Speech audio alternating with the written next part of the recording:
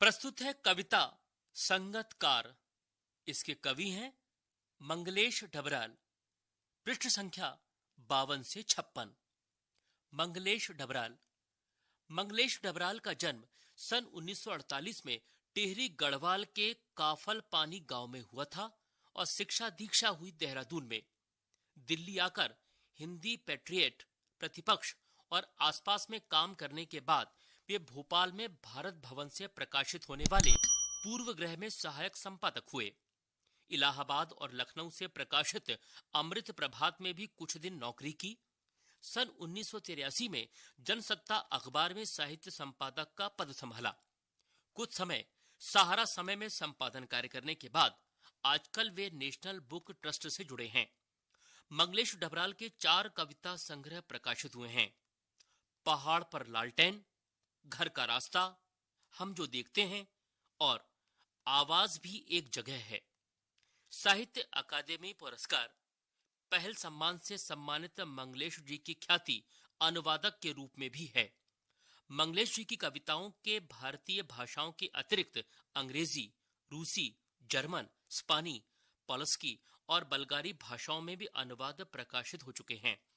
कविता के अतिरिक्त वे साहित्य, सिनेमा, संचार माध्यम और संस्कृति के सवालों पर नियमित लेखन भी करते हैं। मंगलेश की कविताओं में सामंती बोध और पूंजीवादी छल छद्म दोनों का प्रतिकार है।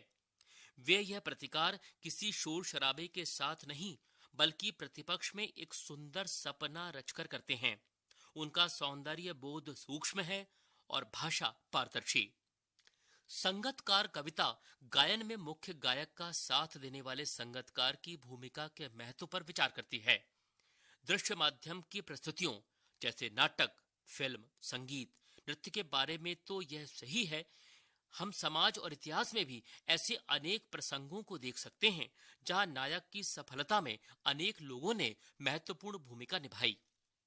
कविता हम में यह संवेदनशीलता विकसित करती है कि उनमें से प्रत्येक का अपना अपना महत्व है और उनका सामने न आना उनकी कमजोरी नहीं, मानवीयता है।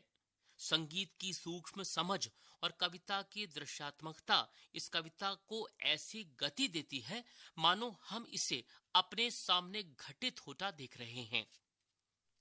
संगतकार मुख्य गायक के चट्टान जैसी भारी स्वर का साथ देती। वह आवाज सुंदर कमजोर कांपती हुई थी। वह मुख्य गायक का छोटा भाई है या उसका शिष्य या पैदल चलकर सीखने आने वाला दूर का कोई रिश्तेदार। मुख्य गायक की गरज में वह अपनी गूंज मिलाता आया है प्राचीन काल से। गायक जब अंतरे की जटिल तानों के जंगल में खो चुका होता है या अपने ही सरगम को लांघकर चला जाता है भटकता हुआ एक अनहद में, तब संगतकार ही स्थाई को संभाले रहता है।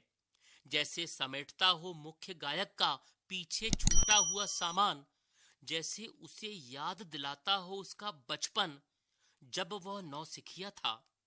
तार सप्तक में जब बैठने लगता है उसका गला, प्रेरणा साथ छोड़ती हुई उत्साह अस्त होता हुआ, आवाज से राख जैसा कुछ गिरता हुआ, तभी मुख्य गायक को ढांढस बंधाता कहीं से चला आता है संगतकार का स्वर।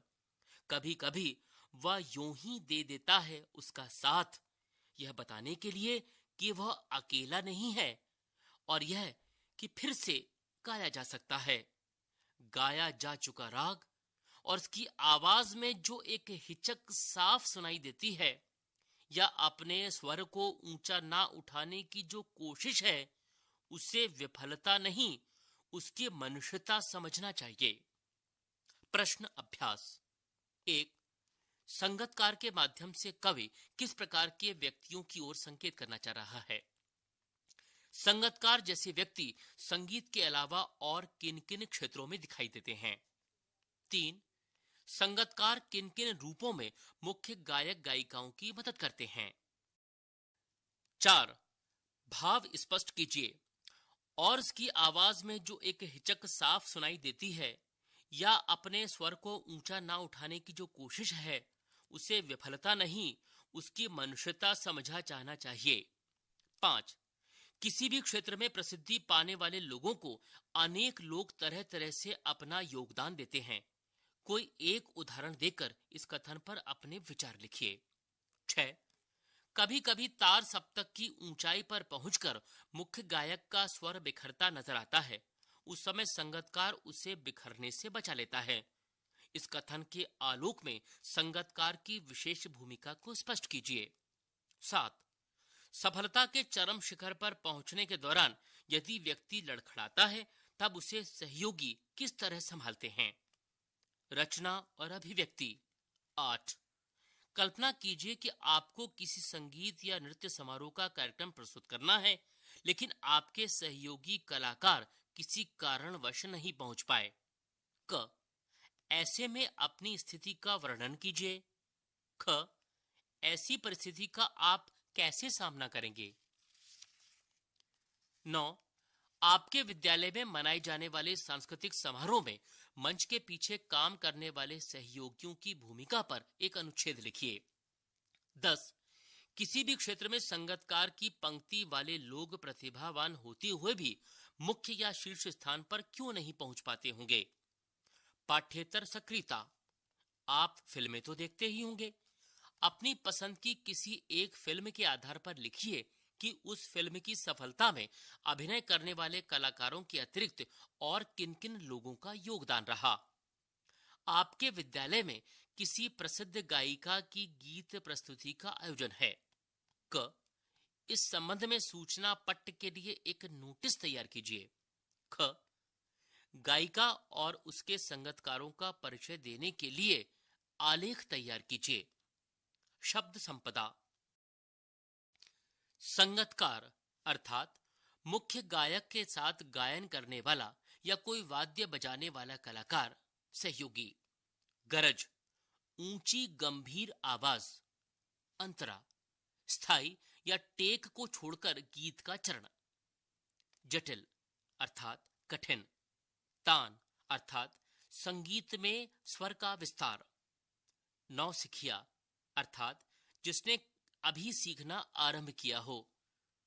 राख जैसा कुछ गिरता हुआ अर्थात बुझता हुआ स्वर। ढांढस बंधाना यानी तसल्ली देना, सांत्वना देना।